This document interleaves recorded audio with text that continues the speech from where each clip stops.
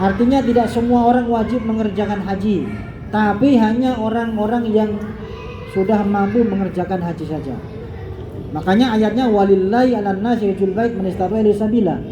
Bahwa yang diwajibkan haji adalah orang yang mampu mengerjakan, baik secara fisiknya, kesehatannya, kemudian hartanya, dan juga perjalanannya. Jadi istitoah dalam haji itu ada 3. Badannya sehat, kemudian uangnya ada, kemudian perjalanannya aman. Ya, sekarang ini kan lagi musim pada perang, Bu. Sekarang yang terakhir itu musim perang antara Thailand sama Kamboja, Bu. Ibu tahu nggak? Ngikutin berita nggak? Ya, Rusia sama Ukraina. Ya, kemudian kemarin Iran sama Israel. Sekarang ini ada pertempuran lagi antara Thailand sama Kamboja. Rebutan wilayah perbatasan negara. Ya. Jadi itu termasuk salah satu persyaratan haji. Kalau tidak aman perjalanan maka tidak wajib untuk mengerjakan ibadah haji walaupun uangnya ada, walaupun fisiknya sehat. Ya, itu. Kemudian puasa juga sama. Puasa itu diwajibkan oleh Allah hanya bagi orang yang mampu mengerjakannya saja. Artinya pada bulan Ramadan kalau kita sehat dan kita tidak ada halangan maka wajib mengerjakan puasa Ramadan. Tapi kalau misalkan pada bulan Ramadan itu ada halangan tidak bisa mengerjakan puasa, baik karena haid ataupun karena penyakit atau karena musafir, maka boleh ditunda sementara puasa itu. Tapi nanti dibayar di bulan yang lain. Itu. Kemudian tapi tetap wajib dikerjakan oleh orang tersebut. Kecuali kalau memang sudah penyakitnya ini sudah tidak mampu lagi untuk tidak bisa lagi diharapkan untuk sembuh, maka nanti dibayar dengan kafarat atau kifarat misalnya. Kemudian zakat itu juga diwajibkan hanya bagi yang mampu saja. Orang yang sudah sampai hartanya kepada nisab, ya 85 gram emas. Kalau punya uang seharga nilai 85 gram emas, maka dia wajib mengeluarkan zakat. Tidak semua orang wajib mengeluarkan kecuali zakat fitrah.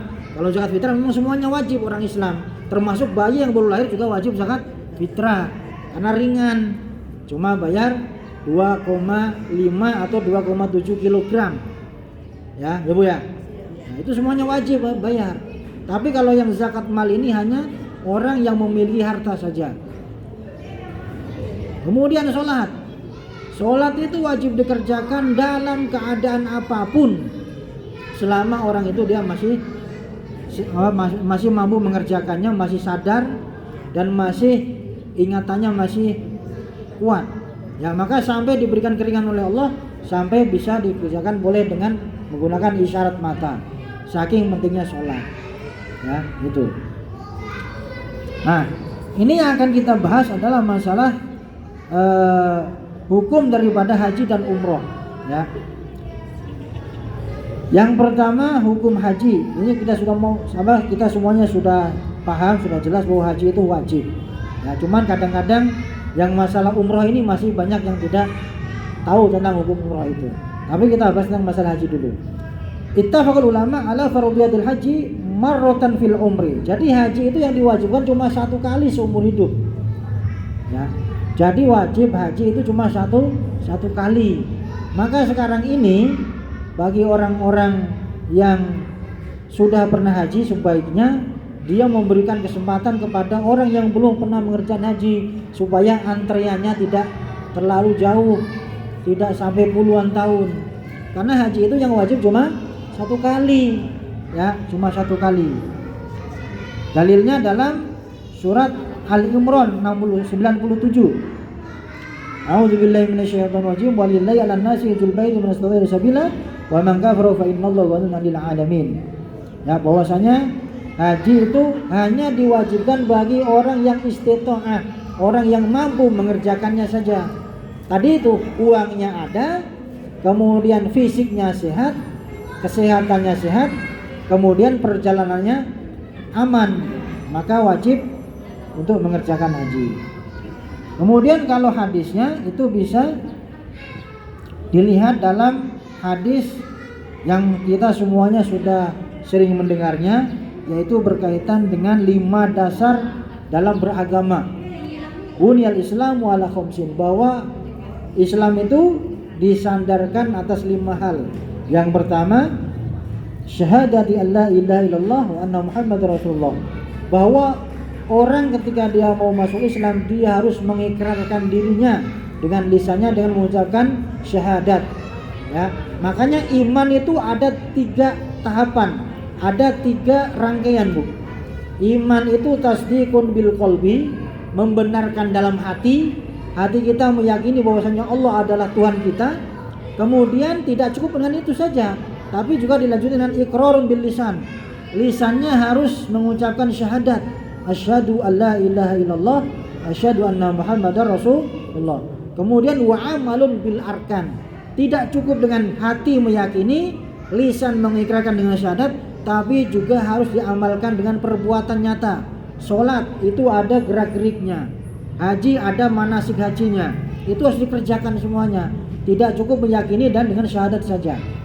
Ya, itu. Maka nanti ada hukum, misalnya bagaimana Ustaz? Hukum orang yang Islam KTP meninggal, apakah wajib disolatkan? Kira-kira wajib disolatkan nggak, Bu, itu, Bu? Wajib, tetap sama saja. Ya, walaupun Islam KTP tetap wajib disolatkan. Ya, kewajiban bagi kita untuk ya memandikan, mengkafani, menyolatkan, kemudian menguburkan, walaupun dia Islam KTP. Ada nggak Islam KTP, Bu, ya? Ada kayaknya ya. Nah, jadi ngakunya Islam tapi nggak pernah sholat. Pokoknya syaratnya begini, orang itu walaupun dia Islam KTP, ya, asalkan dia meyakini sholat itu wajib, walaupun dia tidak mengerjakan, itu tidak masih tetap mendapat keringanan dari Allah. Karena dia tidak mengingkari sholat. Kecuali kalau dia mengingkari sholat, maka dia itu termasuk orang yang tidak wajib disolatkan, karena sudah keluar daripada agama Islam.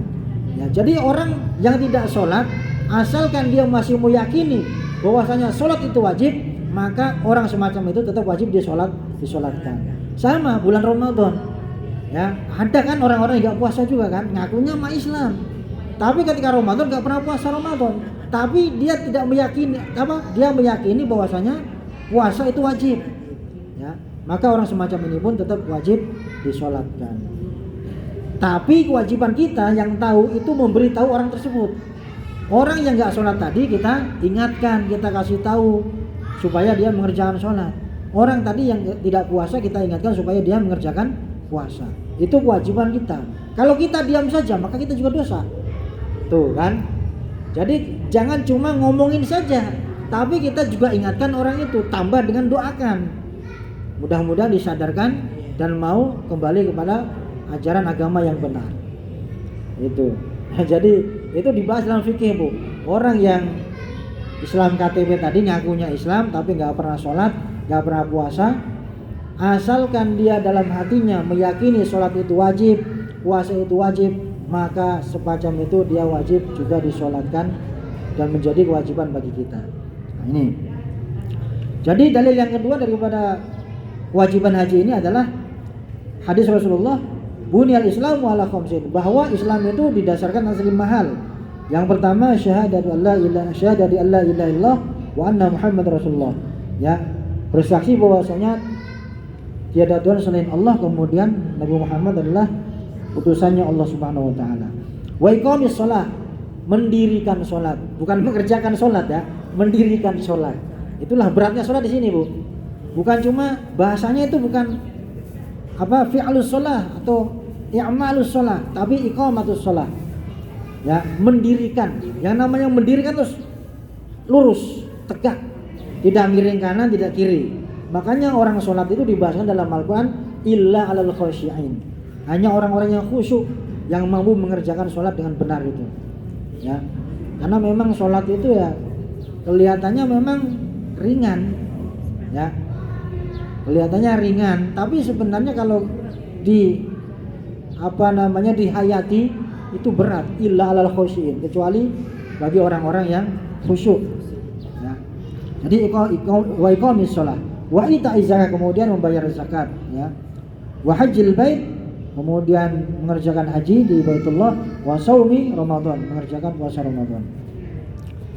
Kemudian berikutnya dalil yang ketiga adalah ijma, kesepakatan para ulama. Jadi ada dalil namanya ijma. Ijma itu kesepakatan para ulama. Semua ulama sepakat bahwasanya haji adalah merupakan satu kewajiban yang diperintahkan oleh Allah Subhanahu wa taala.